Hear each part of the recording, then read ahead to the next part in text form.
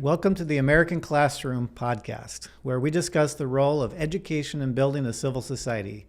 I'm Jared Taylor. I'm here with my host, Lindsay Crosland. Morning. How are you doing today? I'm doing good, thank you. Great. And we have a special guest, Kelly Smith, with us. How are you doing, Kelly? Doing great. Thanks for having me. We're going to talk about micro schools today in our series of school choice. So let's get started. Kelly, you're a great leader in the micro school industry, and we want to learn a little bit about that. Our listeners are interested in what builds great Americans, and you're a great leader in this space. So let's just maybe begin here a little bit by, why don't you tell our listeners a little bit about yourself? Sure. And your journey into education. Yeah, happy to share. So I'm call it a lifelong learner. I was always interested in solving problems and puzzles and figuring things out, trying things.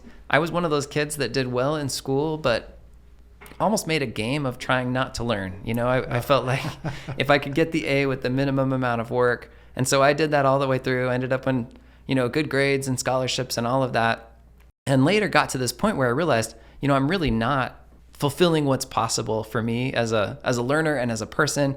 I needed to dig a little bit to find out what I really care about. And ultimately that led me to the world of education. So I'd done a whole career in technology, raising a family. I've got 4 kids, and I got to a point where I had been teaching kids computer programming as a side thing at the library, just right over here in Mesa, Arizona. Oh, wow. Seeing kids come to life with learning, and I felt that there's something here. There's something that needs to be pursued. So that's where I got a little crazy, pulled my kid out of school, talked to my friends. They pulled their kids out of school. And pretty soon we had 7 kids around my kitchen table, called it a micro school. And that was a new format for a lot of us, had some homeschooling elements and some structured elements. And we put it together. It ended up being such a transformative experience for everybody that I've never looked back. And that's now 6+ years ago. Congratulations. Thanks. That's a big deal, being on the forefront of something that I think is really catching on.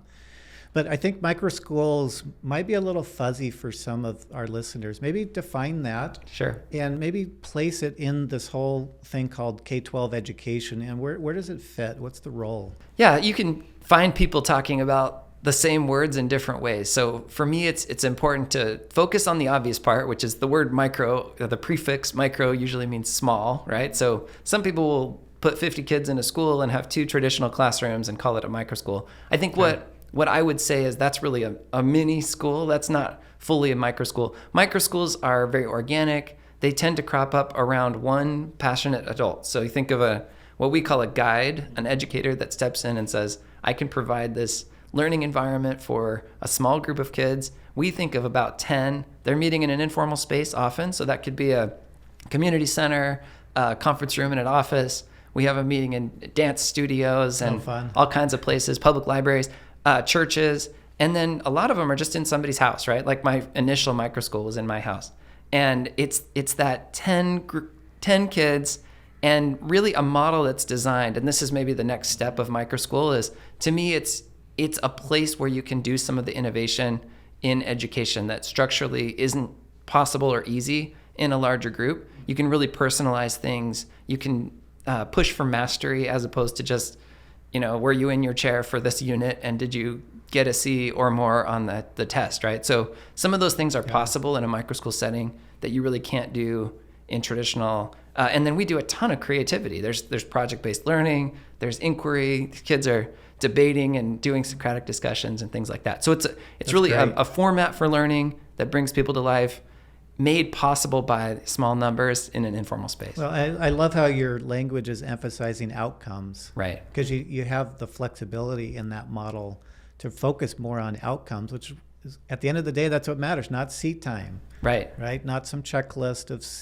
some national standard or something like that, right? What's really happening? What's the point of education?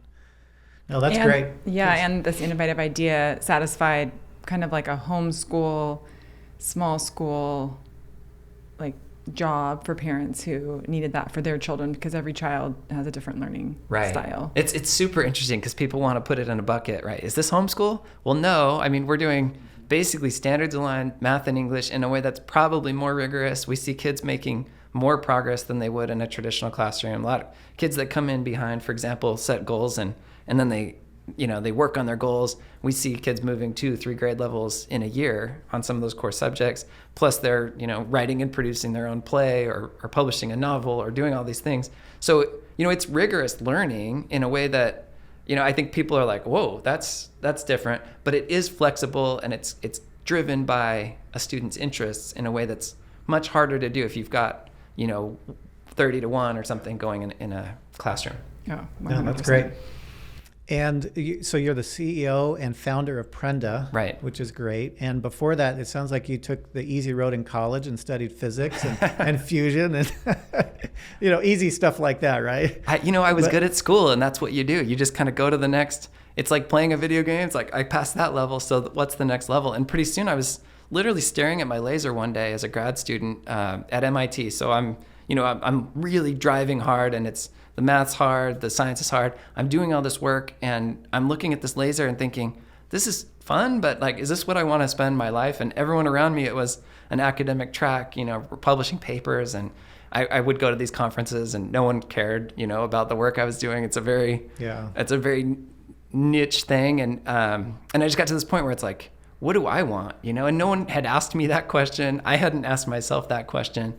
And so it ended up blowing up my perception from I think what's typically a pretty one-dimensional view of education. It's like, well, here's the metrics and the test scores. It's like, check all the boxes. And, my grandpa paid me for A's. It was a great thing. I was, I knew how to play that game, but it never occurred to me to think, who am I? What's my unique contribution? What can I actually do in the world? And I would love for lots more people asking that question. And I believe that the answers are going to be very widely diverse. You're going to get lots of different answers instead of everybody saying, I'm going to be a 97% in math and I'm going to be a 96% in math. It's like, maybe I want to create sculptures out of trash, and I think it's great. I would love for more people to be doing lots of different things. Yeah, that's huge. So do you feel like Prenda or micro schools in general really satisfy, do they ask those questions to kids? Like some people might associate with Montessori, right? What do you want to learn about? What's interesting to you, instead of being like, here's the curriculum we're learning this month, and then you plow through it? Yeah, it's agency at the core, and that's for us. There are micro schools that are very, very much just like, this is the escalator, and we're going to drive you on the. A lot of private schools do this. It's like the website says, uses Harvard colors, and it's like, we're going to get you into Harvard. That's the sell, right? And parents want that, and there's people that want to go that route. We're really saying let's back up a little bit. Let's look more broadly at what it means to be a human, a learner, an American, as you guys are exploring on this podcast. And to say, okay, if I want to be the best version of me that's possible, it starts with know myself. It starts with a lot of connection and psychological safety in an environment where it's not about constant, judging and chopping down. And you create that environment very deliberately, right? I was just in a micro school yesterday. I walk in there and I talk to a girl that's 11, and she's been a struggling reader for a long time, right? And you're 11, it's like, if you're sitting in traditional classrooms, you're being basically beaten over the head with the books by that point, because it's like, move on when reading and all these rules and all these things. And it's like, this girl felt it, of course, she's not stupid. She's like, I get that you want me to read, but it was just a struggle. It was hard for her. She didn't love it. It almost built its own system of anxiety inside of her brain, because it's just like so much negativity. And she told me about being in a space where she was allowed some more options, a little bit more choice. She found a series for young adults that she just fell in love with, and she became a reader almost like that. But she had to get there and decide, and now she's caught up by all the measures. We can see her performing differently on the tests, but it's because she had something that she was interested in. And you see those stories over and over and over I again. love that. Gives her a lot of tailwind. Absolutely. Oh, that's great. I remember getting to that point in my career. I was at Honeywell and in corporate HR doing a lot of cool tech stuff, managing over $1 billion of spend. And people, that used to be cool when you're an undergrad, right? But then I'm like, at the end of the day, I'm just building car parts and airplane parts, right? And the opportunity to come work with my dad at Heritage to build young men and young women and build communities. I mean, that's just a bigger opportunity. So great. Yeah. And that's why I did it. And I that resonates with me, what you just said. And I always love the old Socrates phrase, an unexamined life is not worth living. So credit you guys in getting down to the core essence of knowledge and truth and discovery, because that's where it all starts. They don't know themselves. They're not going to go invent the next, tech wave or literary wave or art wave. But Yeah. I want to come back to your tech background, because when you did the coding, your experience at MIT and then coding, Prenda in your micro school has a tech edge that I don't think a lot of people understand. And I thought maybe you could share a little bit about how you've brought technology into this education fusion to really help drive these outcomes. I get this question a lot. Basically what I did in 2018 with our first micro school was, it was as human as you can possibly get, in the way that all great educators do, right? You basically I had, in my case, 7 pupils, 7 kids, different age levels, different skill levels, different interests.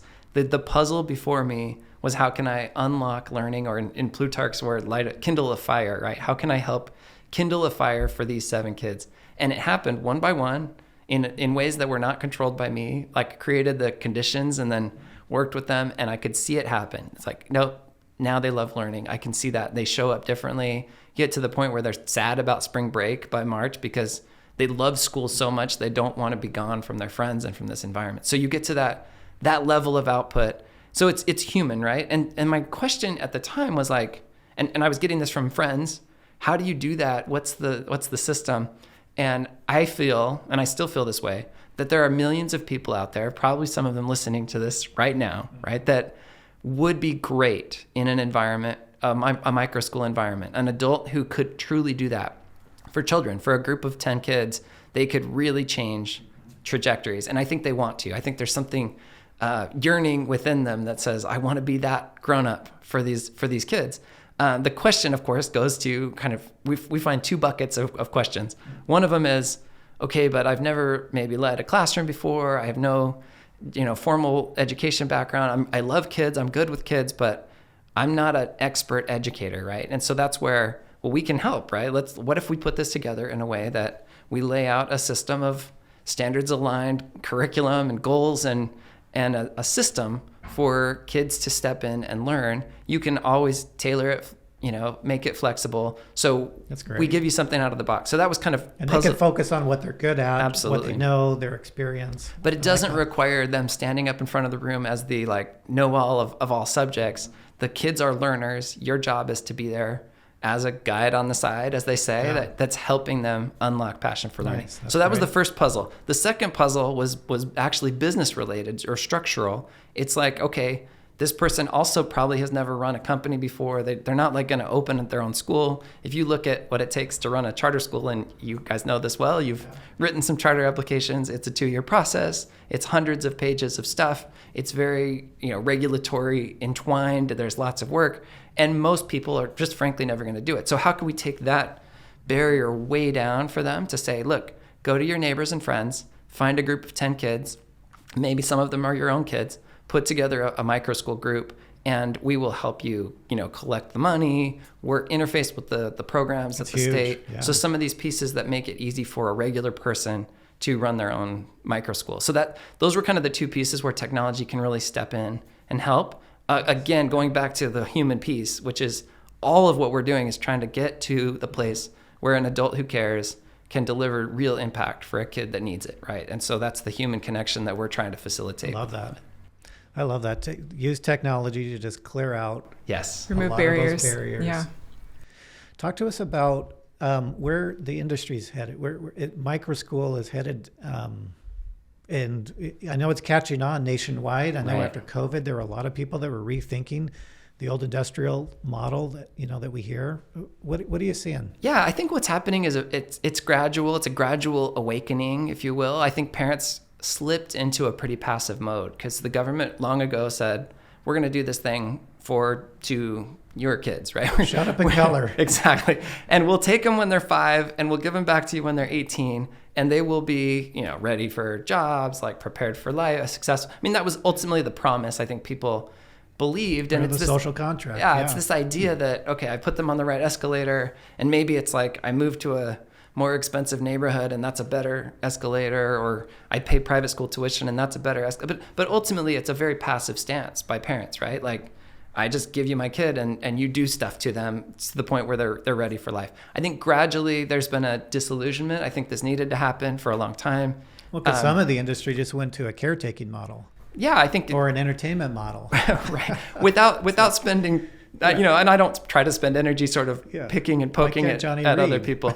I think the challenge is, you know, how can you, what should you be thinking as an enlightened consumer of education services? And we don't think of ourselves that way because we don't pay the money, but we're paying taxes and the government's providing a service. Yeah.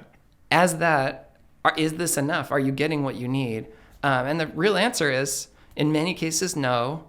And in many cases, the answer to what I need is a different answer. So it's an impossible problem to solve from the top down. You really have to have lots of organic innovation. And that's why it's been fun to see, you know, micro schools crop up that are focused on poetry and humanities, and then one that's very techy, and one that the kids are all doing sports together after school. And it's not that you can have to choose one thing. I mean, there's eclectic mixes, That's but neat. Yeah, it's fun to see a kind of a diversity of focuses. So you could realistically have micro schools that are fairly close to each other, but because they're differentiated, then Correct. You just get more choice for the families. In Exactly. The area. Interesting. Yeah. That's great. I didn't think about that. Talk to us about like some of the outcomes you've seen or some of the success stories. I'd love to hear what you're seeing at your level of the operations. Yeah, I want to hear stories, and also if you have any stories about, you know, you guys found your passion with work later in life, right? But it sounds like you're facilitating finding their passion at a younger age. And so I'm curious if you have any stories about that. Absolutely. So we basically measure two things. The mission of Prenda is two words. So we went real simple with this. It's empower learners.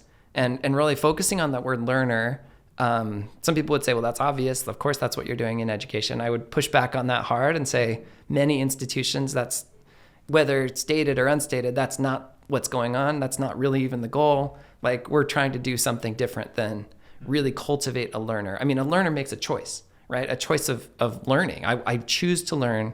I'm putting my will out as a deliberate act, and I'm going to learn something. If you look around, you know, many kids are so overscripted and stretched that there's no time for them to even have will or choice or anything like that. So we've taken agency completely off the table. So by sort of really focusing on that, it solves a lot of this, right? It opens up. And then beyond that, so it's be a learner, empowered learners make a choice to learn, and then they get really good at it. And that, I think all of us who know, that's a big deal. What it feels like to be a learner. Yeah. I hope everybody who's listening really hears that. I mean, once someone makes a decision to own their education, yes, it's such a huge it starts there switch. and then you know it doesn't just happen like that. It's work, right? It takes repeated iterations of falling down and getting back up. And so that's a lot of what we're trying to do. And it's okay if they're not an empowered learner at 3. Of course. Yeah. And in or fact, 5 or no one's really there, right? I mean, I consider myself a pretty empowered learner. Yeah. Like I was just wanting to do this. We're making like an internet quiz, and I was like learning all the stuff about the integrations between this service and how to do APIs. And I don't have a CS degree, or no one gave me permission to do that. But like still I'm running into, well, I'm not really good at that, or I limit myself, or I hold back, you know. So I think it's a lifelong quest. So if you put that out there and say that's the goal, right, which is big, audacious, I get that. Then you're looking for that. Okay, how do we know that's happening? Well, one, we're actually looking at social science measures of like empowerment as a learner. So things like locus of control. We'll literally ask kids, do you feel like things are happening to you, or you can like affect your life, or you have locus of control? Perceived locus of control correlates really well with good life outcomes. It's something we want for kids to have. And so much of the structure that they're used to in, you know, a more traditional system is inadvertently crushing that locus of control. It's just saying, literally, all I have to do is just be here. They can't control my brain. So we're going to give you the next worksheet. My brain's gone. I'll do your stupid worksheets, and I will make it till the bell rings. And that's and that's why we get Ferris Bueller, right? The whole like anyone you know, that's where that comes from. So we're looking at all of those types of measures, and then beyond that, of course, we look at, you know, actual outcomes. And I talked a little bit about mastery measures. We have kids that are moving. So one of my favorite stories of this, and this goes back a couple of years, is this boy named Calvin. We've done we partnered with some public school districts, and we just said, look, a micro school would be a great format for some of the kids on your campus. And this kid in particular had been, he had been in trouble a little bit, right? He had had some behavior stuff. The parents were in the principal's office a lot. They kind of knew each other well. And he just was the type of kid that was like, in some ways, too smart for it all. Like he just wasn't okay with being treated as a, Pavlovian dog or whatever. And so he saw through that system, gave everybody a hard time. And when the micro school opens on campus, the wise principal says, hey, I think this could be a fit for you. This boy comes in, and it turns out, even though his grades didn't reflect it, he has an affinity for and an interest in math that nobody knew about. And so to see this kid immediately start from a place of behind, fill gaps, become obsessed with it, like literally was taking, they called him like the math addict. He'd take his math home and just keep working on Khan Academy over the weekends.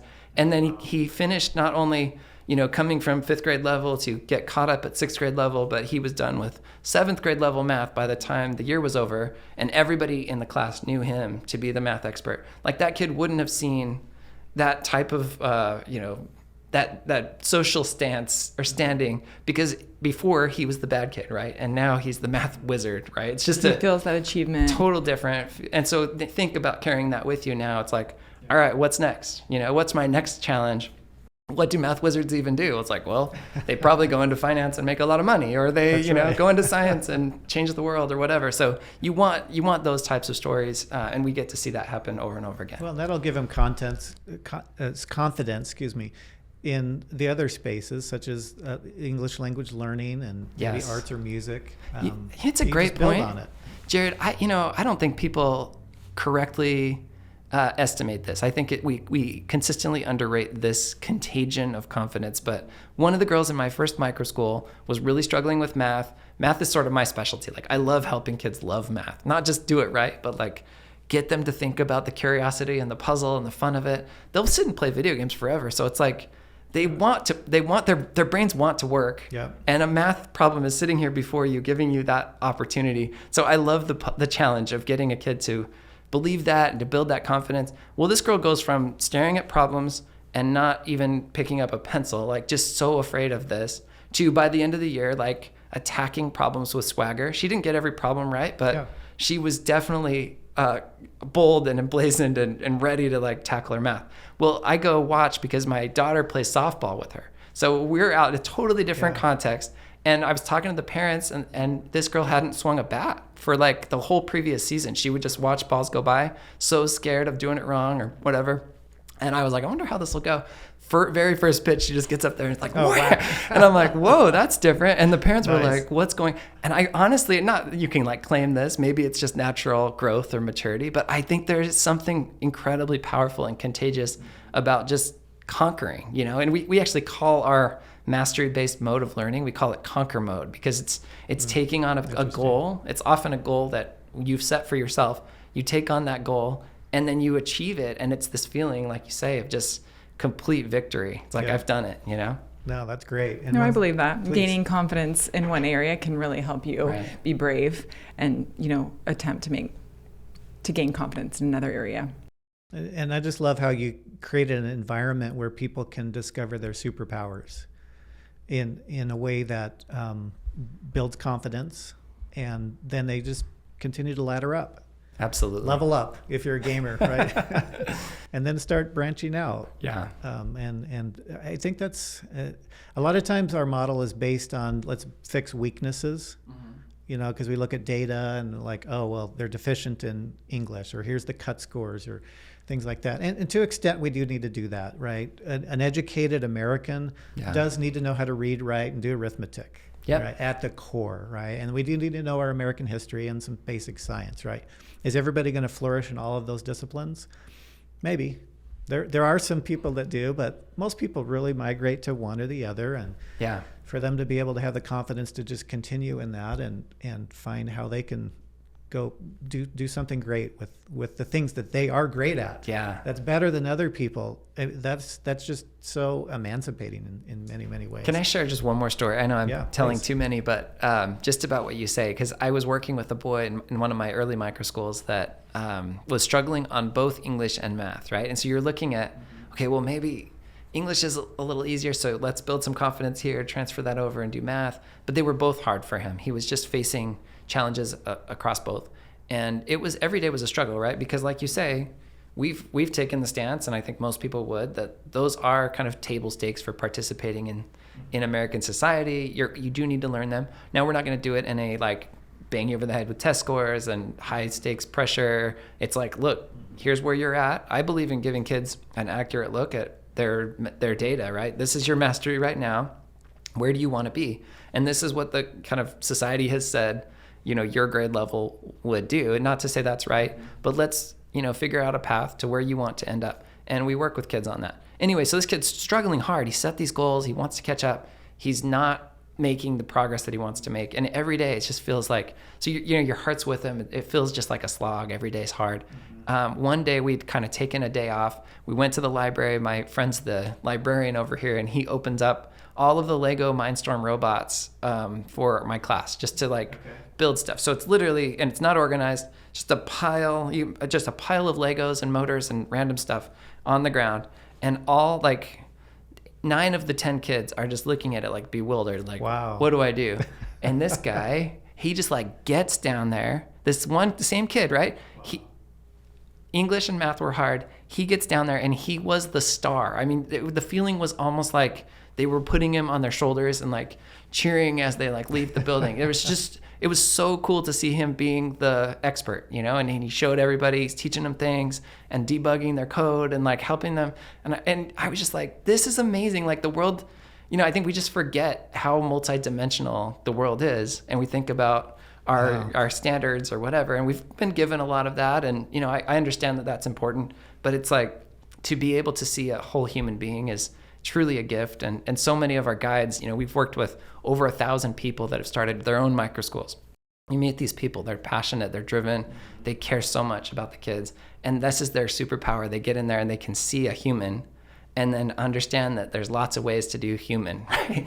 Yeah, and we're a big fan of the Colby assessment. I don't know if you've ever taken a Colby I've seen it. I haven't done score, but it measures, it's different than the IQ test that measures some intelligence levels. They call it, is it conative? Meaning, how do you get things done? How do you work? Right. And it's an evaluation. And I'm one of the guys that likes to do data, and concepts and vision. But other people get work done by, they don't do that, but they need to just take a piece of wood and start working it, or Legos and working it, or clay, or they learn through their hands. And I don't think schools in the traditional setting really cater a lot to that. They cater more to my profile, which is more conceptual. These people thrive in labs where they just need to touch it, they need to feel it, they need to smell it, they need to look at it. This is how they look. This is how they learn through those, and they just soar when they're in the right educational context. Right. And that's what this assessment does, is it tells you how do you get stuff done, because people have different ways to get stuff done, and those people are very effective when they're in the right context, when they have the Lego sets, or they're in the science labs, but they might not be the best person to conceptualize something because it's not their superpower, but they will easily soar with a pile of Legos. If we have a listener that's interested in Prenda, either from a participant standpoint or a guide standpoint, share a few of the challenges that they would face, or at least realistic checkpoints that they would need to think of to make sure that if they choose this for their children or for them, how they could be successful. Yeah, I would say the big challenge is that flip the flipped switch that we talked about early on in this conversation. If you are really wanting sort of a passive solution that someone else does for you, it's not going to work, right? If you've instead made the jump of, I'm going to be part of the solution. I mean, you've heard this forever. Parents, will sit and talk at the park about the teacher and the admin and the school, and it's very easy to sort of have complaints, right? Everybody has complaints. I think the question is, now that you're given an opportunity, this is a genuine invitation to not just complain, but to be part of a solution, to co-create solutions. So if a parent has a child that is self-motivated learner, this is a layup. How do you, what would you say to the parent that wants that, they desire that, Yeah. but they don't see their children right now as being self-motivated? What do you think? Well, and also, can you explain what grades Prenda serves? Yeah. So Prenda serves K through 8. And, I think it's a common misconception because you look at things like online programs where it's like, it works really, really well if a kid's already intrinsically driven. Yeah. What I would say about a micro school is it's so social and so interactive and so connective that it's actually the perfect environment to become that. And we have a lot of kids that don't start out that way, right? Now, there is a choice. There's agency involved. And I think you want to do this with your children. Say, hey, here's this thing. Here's a 10-minute webinar on Prenda.com, and that's a real thing. You can watch a video. This is what a micro school is. Watch it with your kid. Say, hey, would that work for us? What would that look like? And your wheels are thinking logistically, your kid's just thinking, would I love school that way? And if you get that buy-in that they're willing to do that, you can always, if it doesn't work, you can go back to traditional. That will always be there. Yeah. But I think what we see is kids inside of that environment, there's something about, one, a guide who knows me, cares about me, and has time and energy to be able to devote individual attention. That's a big deal. That's default. And then above that, I've got a group. There's a team dynamic, and we're very deliberate about this. We put a lot of work into building culture. We talk about values and how to be as citizens and learners, together. And so you get these environments where it's just beautiful. You'll see that class that I was talking about that was referring to their buddy as the math addict, and they knew let's go to him if I have a question about math. I mean, they celebrate that. This kid that was struggling in math and English, but excelled at Lego robotics. I mean, they were so impressed and just carry each other. Really brings out some of the best parts of humanity. And I think that's maybe what's been missing when you have the very top-down kind of factory model is, it's hard to feel like a human in that model. So a micro school allows for that organic learning to happen and in a way that's pretty cool. When we talk about school choice, I always tell people, start with who you are and your children. What are your children's interests and desires in learning? And, what are their inclinations? If you don't know your children very well, and some parents know them better than others, it's hard. School choice is frustrating. It's super frustrating. But when you do know and or what your aspirations are for your family, and then you can tell really quick whether this is going to work. But even if it's not, still don't close the door. Right. Yeah, I have some questions too. So a common question is, at Prenda, would a kindergartner be in the same home class as an 8th grader? How is that broken up? And then I have another question. Yeah, usually not. So most of the guides, just knowing that they're going to need to provide that individual but also collective experience. It's hard to do a Socratic discussion if one kid's trying to operate at 8th grade level and one's at a kindergarten level. So what we'll typically see grouped is kind of a K through 2, like Montessori grouping. So K through 2. Mixed age is beautiful. I just witnessed this yesterday in a mixed age classroom where one of the younger kids was giving her writing to one of the older students who was giving feedback, coaching, and you could tell more than just the actual substance of what she was giving her. She was getting this reinforcement that really brought learning to life for her. So there's lots of research about mixed age.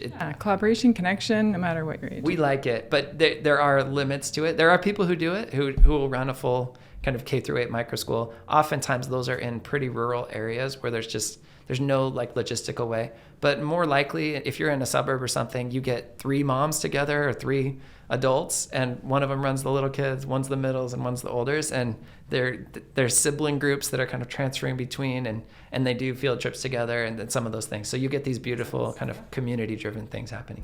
Oh, and then my other question is, I think as we're talking about school choice and how micro schools sort of satisfies, and we introduced the school choice with jobs to be done, and so I think people who just think that a public district is it down the street, right? And then they might open their mind to a charter, and that might solve, a problem for them.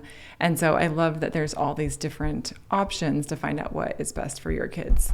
Even my son goes to a small charter school, and it's been great. And he used to love learning, but now he's not loving learning anymore.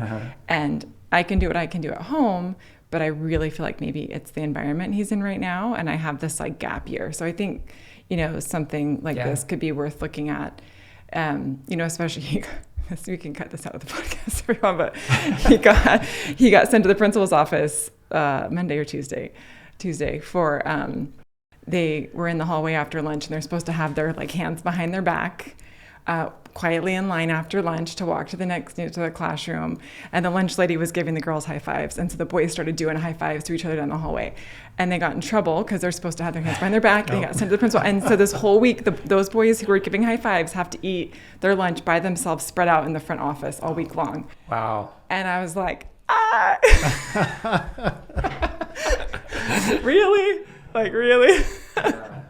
Being buddies, high fives. I understand the need for some sort of, organization and quiet at certain times and not disrupting other classrooms and stuff. But totally, they kind of were just doing what the lunch lady, the lunch monitor was doing. It's funny that it was herself. Someone else was the one. Yeah. That anyway, so I'm just this, I can see why my son is frustrated in this environment and feels like I have to do this and I'm constantly in trouble, even though he's not about it. I will acknowledge when they are being stinkers. Sure. But in most cases I'm like, oh, not this again. Yeah. So not that I'm, looking for a place that has no accountability. Yeah. But I do think that in this gap year, I definitely am like other parents that maybe are looking for other solutions in the interim. Yeah, I think there's a couple things with kids that people just consistently miss, right? One is there's so much more difference and diversity and richness of differences. I mean, this is true about humans. I think we can accept that at some level about humans generally, but with kids, we want to sort of run them through our system and do it a certain way. So there's so much more. And the second thing about kids is they're so perceptive and smart and they understand all of it. So when they ask you a question, what they're really asking is first, am I okay for you? Are we good? Is this all right? And they're getting the answer no way too often in these structures. So it's not to say drop all discipline, drop all accountability. I joked my kids in my micro schools, every one of them cried at some point in the year, right? Just through sheer agony and exasperation. Learning is hard. It's messy. It's so hard. It's work. And they got busted from me, I asked them for more than what they were currently giving me in terms of both positive and negative. Don't do that thing. It's counterproductive to what we're trying to create here. You can do a lot when you've got that foundation of connection. And I think if you were to sort of summarize one of the big problems with trying to do a big top-down monolithic system, and I'm friends with leadership at large school districts. I really think they're good people. I think they're trying, but they're structurally, if you've got one decision to make for tens of thousands of human beings, you got one lever, you can't drive it well, right? You need more levers. Blunt instrument. Yeah, it's just a blunt instrument. So I think what ultimately needs to happen is recognizing that, seeing the differences, and then trying so hard, let's make it possible so that those environments can be different so that they can meet the needs of more kids. Kelly, I love this. I think this is great. The home, I think when we think of the American classroom, you have to start at the home. And it is the American classroom. It's the first American classroom is the home, and it will always be the American classroom. Schools, whatever form they take, are extensions of the home, and you've embellished the home in a really unique way with just amazing ideas and systems and processes to make the home even more effective. One thing that we don't like to say too much around formal traditional education is some of the greatest Americans ever were really educated in the home. Franklin, Lincoln, Washington. Yeah. Right. John Quincy Adams. Had a pretty good experience. It really, yeah, exactly. He knew a little something. They sent him to Russia when he was 13 or something. Amazing. Yeah, great. These were people educated in their home in obviously different contexts and things like that, but They had some of the same underlying concepts and principles. And I told you the story before we started recording about a panel I sat on years ago about new standards that were being introduced in the U.S. And I made the comment that early colonial America had higher literacy rates because it's factually true. And we don't like to acknowledge that because it didn't come, after the Horace Mann model that we're basically under right now. But it's true. And the home is great, and love what you're doing there. And as we wrap up, anything else that you want to share with our listeners relative to either Prenda or the micro school industry that would be useful? Yeah, I think we got a pretty good cover. Now, it's good to know that, Prenda's got a point of view, and you've kind of heard me articulate it today. We're really trying hard to be mission driven in everything we do, all of our design. We have multiple kind of education challenges that we're trying to really nudge the way people think about learning in a different way. But my answer is, I want kids to be empowered learners. There are other answers, and I don't want to tell everybody that their answer is their answer. So I guess my invitation to people listening, thinking about this, is just to get as clear as you can with yourself about what's important to you, and as you think about learning, when I send my kid to school, what am I really looking for? What do I hope happens? I think coming from that clarity, or here's another Socrates, know thyself, right? If you can start there, I think you're just much better positioned to be able to make good choices for your family. Oh, that's great. Are there any states that Prenda is not in? So we are available in all 50 states. In 46 of those states, people just pay out of pocket to do it. It's a private model. Typically, these micro schools cost less than private school tuition, but it still can be $6,000, $7,000, $8,000 a year, something like that.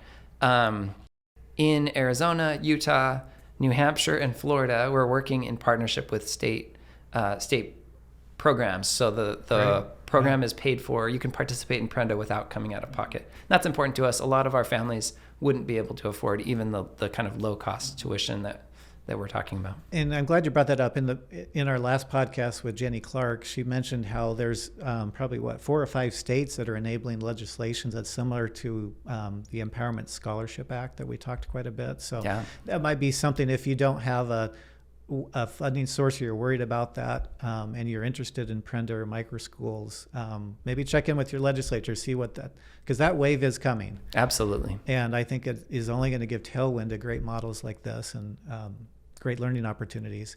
Kelly, thank you.